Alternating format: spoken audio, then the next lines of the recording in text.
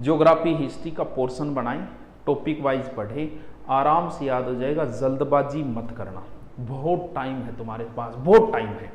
एक टॉपिक को तुम भले ही 10 दिन दे देना, लेकिन जब तक वो तैयार न हो तब तक उस टॉपिक को कभी आगे मत बढ़ना।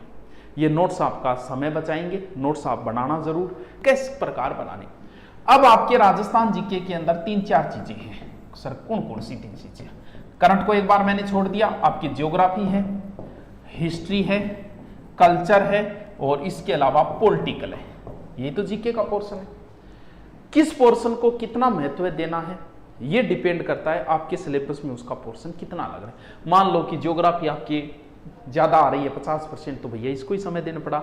मान लो पॉलिटिकल का आपके एक ही टॉपिक दिया है तो कोई इस पर ज्यादा समय थोड़ी खराब करोगे। मान लो पॉलिटिकल 50 दिए तो वो डिपेंड करता है आप किसको कितना समय देते हो। पहली बात तो ये, कभी भी टाइम मैनेजमेंट द्वारा पढ़ाई नहीं की जा सकती। कोई अगर कहता है कि मैं टाइम मैनेजमेंट है, मैं दिन के 7 से 8 ज्योग्राफी पढ़ता हूँ, 8 से 9 हिस्ट्री पढ़ता हूँ, तो मुझे लग रहा है कि झूठ बोल रहा होगा। हो सकता है कोई ये कर सकता हूँ। टाइम मैनेजमेंट से पढ़ाई हम नहीं कर सकते क्योंकि हम सामाजिक प्राणी हैं यार। आप हॉस्टल में रहते हो, आपने नियम बनाया कि 6 से 7 तक मैं फ्रेश व्रेश हो गए, 7 बजे पढ़ने बैठ जाऊँ। जरूरी थोड़ी है, हॉस्टल में इतना टापर है कि टॉयलेट ही नहीं मिले, 2 घंटा वेट भी करना पड़ जाए। तो हम टाइम और बहुत काम है, उदाहरण दिए है मैंने। हम सामाजिक प्राणी यार, हो सकता है एक दिन ऐसी मजबूरी आ जाए कि हमें पढ़ाई का ही मौका ना मिले। टाइम मैनेजमेंट से कभी पढ़ाई नहीं हो सकती, टारगेट से हो सकती है। आप इनको तैयार करने का टारगेट बनाओ, ना कि टाइम मैनेजमेंट बनाओ।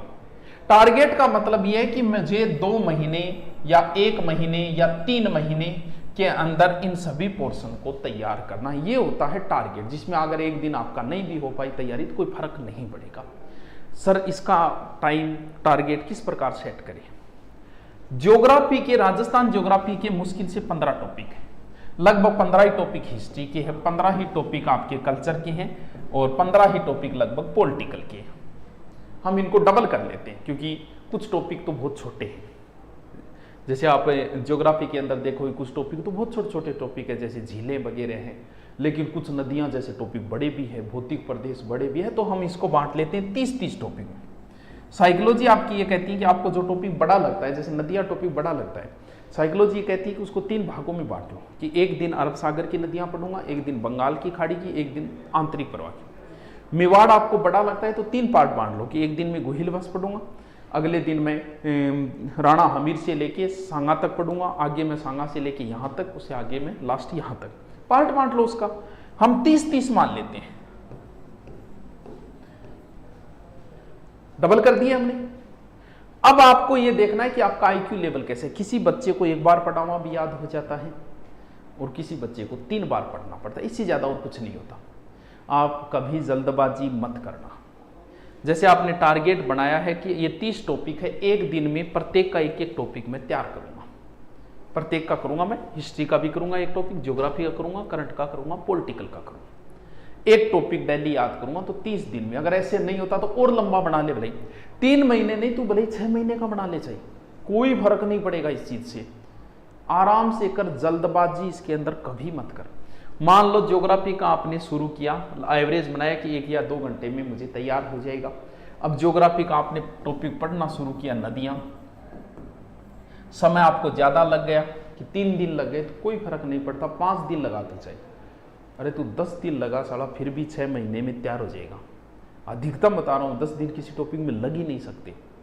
जब तक वो तैयार ना हो तब तक कृपया आगे न बढ़े। जल्दबाजी करने की कहीं जरूरत नहीं है, बहुत टाइम है, बहुत टाइम है। हर एग्जाम 6 से 7 महीने लेती है, तो इतना टाइम है। हमारी सबसे बड़ी कमी है कि बस हिस्ट्री हाथ लगी तो रगड़ दी पेज। वो रोबोट पढ़ा है, नहीं भी रोबोट फिल्म में बिया पढ़ती हूँ। अरे बिया पढ़ने की जरूरत घट है, आराम से पढ़ते हैं। टॉपिक 1 घंटा में नहीं तैयार हो रहे, 2 घंटा लगा, 3 घंटा लगा, 3 दिन लगा, फिर भी कोई फर्क कौन पड़ेगा, बहुत टाइम है तेरे पास। तो टॉपिक को बांटने के बाद में, लेकिन एक चीज ध्यान रखना, जैसे आपने इसके टॉपिक बांटे कि आज राजस्थान का परिचय पढ़ना है, राजस्थान परिचय आपके तैयार हो गया। मान लो कि एक दिन ज्योग्राफी में ज्यादा लगे, हिस्ट्री को मौका ही नहीं मिला, तो भी कोई फर्क नहीं पड़ेगा। तूने बनाया कि मैं डेली को एक टॉपिक पढ़ूं, तो भी कोई फर्क नहीं पड़ता। कोई बात नहीं, एक दिन ज्योग्राफी को ज्यादा समय मिल गया होगा, कल कर लेंगे एडजस्ट इसको। मैंने तो टारगेट 2 महीने का बनाया, ये थोड़ी समय थोड़ी बनाए। अब मान लो कि आप समय बनाओ कि मैं सुबह 1 से 2 घंटे ज्योग्राफी पढ़ूंगा, 7 से 8। अब आपने ज्योग्राफी शुरू की, आपने राजस्थान का परिचय पढ़ना शुरू किया और इतने में आधा पढ़ा, इतने में 1 घंटा पूरे हो गए, तो बीच में छोड़ दोगे।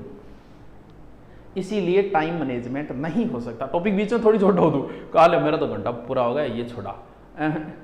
जब तक ये टॉपिक पूरा ना हो तब तक ना तो आगे का सब्जेक्ट छेड़ना है और ना ही आगे का टॉपिक मुझे देखना है। राजस्थान अध्ययन से भौतिक प्रदेश में तभी जाऊंगा जब मुझे ये तैयार हो जाए।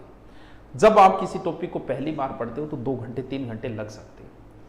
दूसरी बार पढ़ना नहीं पड़ता, दूसरी बार रिपीट मारना पड़ता है। जब दूसरा भौतिक प्रदेश शुरू करो तो सबसे बड़ी गलतियां जो हम करते हैं, कौन कौन सी बड़ी गलतियां? पहली गलती, स्टूडेंट याद कर लेता है, जैसे राजस्थान का परिचय वो याद तो कर लेता है, बहुत बढ़िया तरीके से याद किया उसने, मेरे याद हो गए एकदम। कभी मोटिवेशन से कभी जिंदगी नहीं चलती। मोटिवेशन से आदत भी डाल लोगे तो रोज जिएगा। अब रोज मोटिवेशन थोड़ी होता है। जिस दिन तुम्हारा स्वयं का मोटिवेशन शुरू हो गया ना, उसी दिन आप जिंदगी में सफल हो जाओगे। स्वयं का मोटिवेशन कैसे मिलेगा?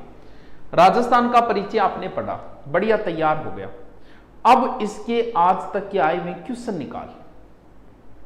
एक गाइड आती है, कोई भी एक गाइड ले आना, गाइड वही लेके आना आज तक के आए हुए क्वेश्चनों की टॉपिक वाइज दी हुई हो।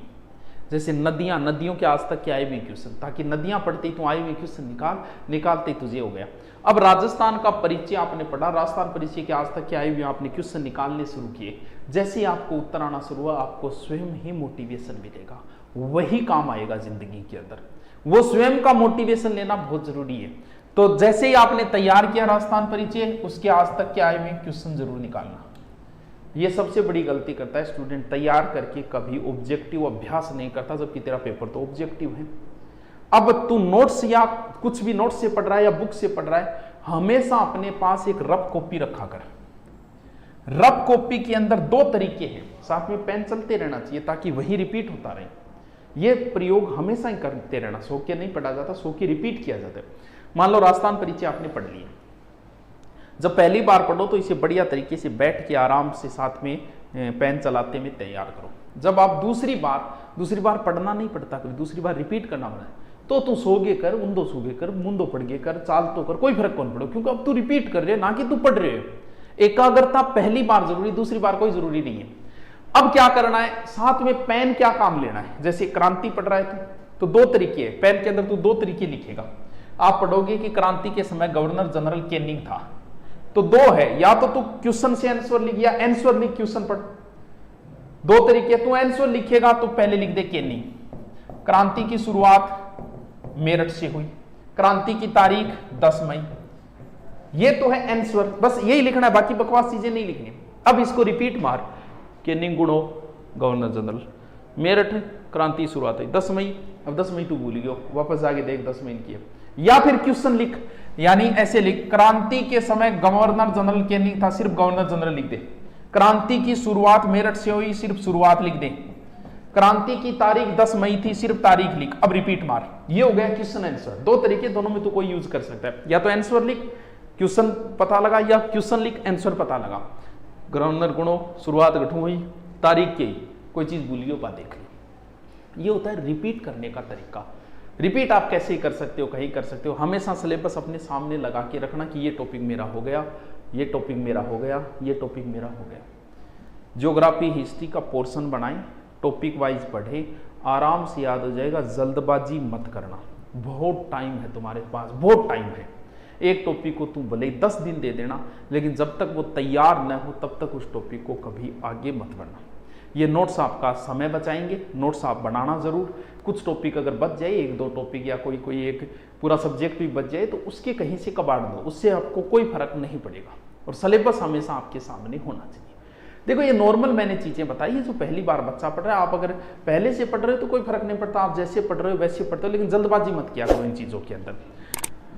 थैंक यू, आपने सुना, मुझे अच्छा लगा। अब आपके कमेंट देखेंगे, वो भी आपके अच्छे आते हैं तो हमें और अच्छा लगता है।